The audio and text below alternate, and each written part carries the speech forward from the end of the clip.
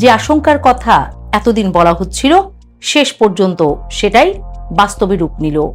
মধ্যপ্রাচ্যের ভূরাজনৈতিক টাইম বোমাটি অবশেষে বিস্ফোরিত হয়েছে।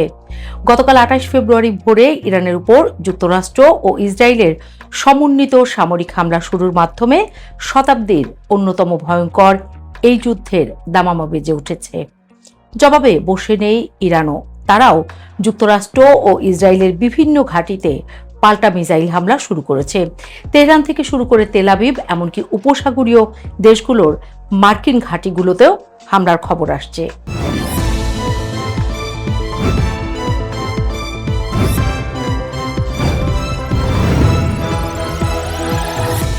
সবচেয়ে বড় খবরটি গতকালই এসেছে। ইরান আনুষ্ঠানিকভাবে বিশ্বের সবচেয়ে গুরুত্বপূর্ণ জ্বালানি রুট হরমুজ প্রণালী বন্ধ ঘোষণা করেছে। এই ভয়ঙ্কর পরিস্থিতি দেখে অনেকেই আতঙ্কিত হয়ে একে তৃতীয় বিশ্বযুদ্ধ বলে আখ্যা দিচ্ছেন। অর্থনৈতিক ও ভূরাজনৈতিক বিস্তৃতির দিক থেকে এটি পুরো বিশ্বের জন্য একটি বৈশ্বিক মহাবিপর্যয়। আর এই ভয়ঙ্কর ঢেউয়ের সবচেয়ে বড় এবং নির্মম শিকার হতে যাচ্ছে বাংলাদেশের মতো ভঙ্গুর অর্থনীতির উন্নয়নশীল দেশগুলো। ভৌগোলিকভাবে বাংলাদেশ এই যুদ্ধক্ষেত্র থেকে হাজার মাইল দূরে হলেও বিশ্বায়নের এই যুগে এই যুদ্ধের আগুন আমাদের ঘরে এসে লাগবে। আক্ষরিক অর্থে এক সর্বনাশা বার্তা নিয়ে এসেছে এই যুদ্ধ। যুদ্ধ বলতে শুধু গোলাগুলি আর বোমাবর্ষণ নয়। আধুনিক বিশ্বের যুদ্ধ মানে হলো অর্থনীতির মেরুদণ্ড ভেঙে দেওয়ার খেলা। আর সেই খেলায় না থেকেও বাংলাদেশের মতো দেশগুলো সবচেয়ে বেশি ক্ষতিগ্রস্ত হবে। বাংলাদেশের অর্থনীতির অন্যতম প্রধান চালিকা শক্তি হলো তৈরি পোশাক রপ্তানি বা আরএমজি খাত। দেশের মোট রপ্তানি আয়ের প্রায় 84% আসে এই একটি মাত্র খাত থেকে। আর এই রপ্তানি বাণিজ্যের সিংহভাগই পরিচালিত হয় সুয়েজ খাল এবং ভূমধ্যসাগরীয় রুটের মাধ্যমে। কিন্তু আজ সরাসরি যুদ্ধ শুরু হওয়ার সাথে সাথেই লোহিত সাগর এবং সুয়েজ খাল অঞ্চল সম্পূর্ণ অনিরাপদ এবং কার্যত যুদ্ধক্ষেত্রে পরিণত হয়েছে। বাণিজ্যিক রুটগুলো যে কোনো মুহূর্তে পুরোপুরি বন্ধ হয়ে যাওয়ার ঝুঁকিতে রয়েছে। এর ফলে বাংলাদেশি পণ্যবাহী জাহাজগুলোকে বাধ্য হয়ে আফ্রিকার উত্তমাশা অন্তরীপ বা কেপ অফ গুড হোপ ঘুরে ইউরোপ বা আমেরিকায় পৌঁছাতে হবে। এতে একটি জাহাজের গন্তব্যে পৌঁছাতে স্বাভাবিক সময়ের চেয়ে অন্তত 15 থেকে 20 দিন বেশি সময় লাগবে। পরিবহন খরচ ও ইন্স্যুরেন্স প্রিমিয়াম বহুগুণ বেড়ে যাবে রাতারাতি। ফলে আন্তর্জাতিক বাজারে বাংলাদেশের পণ্যের দাম বেড়ে যাবে এবং প্রতিযোগিতা মার খাবে দেশ। অন্যদিকে চীন থেকে আসা কাঁচামাল পৌঁছাতেও দেরি হবে। ক্রেতারা সময় মতো পণ্য না পেলে চলমান ক্রয়াদেশ বাতিল করতে শুরু করবেন, যা দেশের তৈরি পোশাক খাতকে খাদের কিনারায় ঠেলে দেবে। পোশাক খাত ধসে পড়া মানে লাখ লাখ শ্রমিকের বেকার হয়ে যাওয়া এবং পুরো দেশের অর্থনীতিতে এক ভয়াবহ স্থবিরতা নেমে আসা। জ্বালানি খাতের সংকট দেশের অর্থনীতির জন্য এখন সবচেয়ে বড় আতঙ্কের নাম। বাংলাদেশ তার জ্বালানি চাহিদার একটি বিশাল অংশ মেটায় আমদানির মাধ্যমে, যার অন্যতম হলো কাতার ও ওমান থেকে আমদানি করা তরলীকৃত প্রাকৃতিক গ্যাস বা এলএনজি। কাতার থেকে এলএনজি পরিবাহী জাহাজগুলো হরমুজ প্রণালী হয়ে বাংলাদেশে আসতে হয়। যেহেতু ইরান সরাসরি এই যুদ্ধে আক্রান্ত এবং গতকাল তার আনুষ্ঠানিকভাবে হরমুজ প্রণালী বন্ধ করে দিয়েছে, তাই কাতার থেকে বাংলাদেশের এলএনজি আমদানি এখন সম্পূর্ণ অনিশ্চিত হয়ে পড়েছে। বিশ্বের মোট জ্বালানি তেলের প্রায় 20% এবং বিপুল পরিমাণ এলএনজি এই পথেই পরিবাহিত হয়। এই পথটি অবরুদ্ধ হয়ে পড়ায় কাতার থেকে বাংলাদেশের এলএনজি সরবরাহ ব্যবস্থা কার্যত বিচ্ছিন্ন। এমনিতেই দেশে বর্তমানে তীব্র গ্যাস সংকট বিরাজ করছে। গ্যাস না থাকার কারণে শিল্প কারখানার চাকা ঠিকমতো ঘুরছে না, বাসাবাড়িতে চুলা জ্বলছে না। এই পরিস্থিতিতে এলএনজি সরবরাহ বন্ধ হয়ে গেলে বিদ্যুৎ উৎপাদন থেকে শুরু করে শিল্প কারখানার উৎপাদন সবকিছু মুখ থুবড়ে পড়বে। দেশ এক ভয়াবহ অন্ধকার এবং উৎপাদনহীনতার মধ্যে নিপতিত হবে। শুধু গ্যাস নয়, বিশ্ববাজারে অপরিশোধিত তেলের দামেও এই যুদ্ধের কারণে এক বিরাট উল্লম্ফন দেখা দিচ্ছে।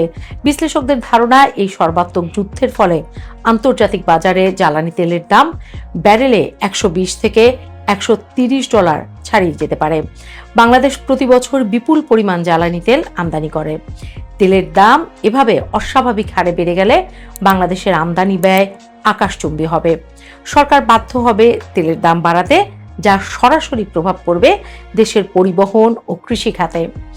পরিবহন খরচ বেড়ে যাওয়ার মানে হলো বাজারে নিত্য প্রয়োজনীয় প্রতিটি জিনিসের দাম লাফিয়ে লাফিয়ে বেড়ে যাওয়া। কৃষি সেচে তেলের ব্যবহার থাকায় খাদ্য উৎপাদন খরচও বাড়বে। সব মিলিয়ে এক লাগামহীন মূল্যস্ফীতি সাধারণ মানুষের জীবনযাত্রাকে দুর্বিষহ করে তুলবে। আয়ের কোনো বৃদ্ধি না ঘটলেও ব্যয়ের খাতা দীর্ঘ থেকে দীর্ঘতর হবে। ফলে দারিদ্র্যের হার নতুন করে বাড়তে শুরু করবে, যা দেশের আর্থসামাজিক কাঠামোর জন্য এক অশনি সংকেত। যুদ্ধের কারণে মধ্যপ্রাচ্যের আকাশপথ অত্যন্ত ঝুঁকিপূর্ণ হয়ে উঠেছে। কাতার, কুয়েত, সংযুক্ত আরব আমিরাত থেকে শুরু করে ইসরায়েল ও ইরানের আকাশসীমা বেসামরিক বিমান চলাচলের জন্য আংশিক বা সম্পূর্ণ বন্ধ করে দেওয়া হয়েছে। আন্তর্জাতিক এয়ারলাইন্সগুলো শত শত ফ্লাইট বাতিল করেছে। এর ফলে ঢাকা থেকে ইউরোপ, আমেরিকা বা মধ্যপ্রাচ্যের দেশগুলোতে বিমান চলাচল মারাত্মকভাবে বাধাগ্রস্ত হচ্ছে। ফ্লাইট বাতিল বা ঘুরতি পথে বিমান চালনার কারণে যাত্রী পরিবহন ও কার্গো উভয় ক্ষেত্রেই সময় ও খরচ বিপুল পরিমাণে বেড়ে যাবে। এই যুদ্ধের প্রভাব বাংলাদেশের রেমিটেন্স বা প্রবাসী আয়ের উপর কতটা ভয়ঙ্কর হতে পারে তা ভাবলেও শিউরে উঠতে হয়। মধ্যপ্রাচ্যের দেশগুলো, বিশেষ করে সৌদি আরব, সংযুক্ত আরব আমিরাত, কুয়েত, কাতার এবং ওমানে 1.5 কোটির বেশি বাংলাদেশি প্রবাসী শ্রমিক কাজ করেন। এই প্রবাসীদের পাঠানো কষ্টার্জিত অর্থের উপর ভর করে টিকে আছে বাংলাদেশের বৈদেশিক মুদ্রার রিজার্ভ। কিন্তু মধ্যপ্রাচ্যে এই বৃহৎ পরিসরের যুদ্ধ শুরু হওয়ায় সেসব দেশের অর্থনীতিতেও ধস নামবে।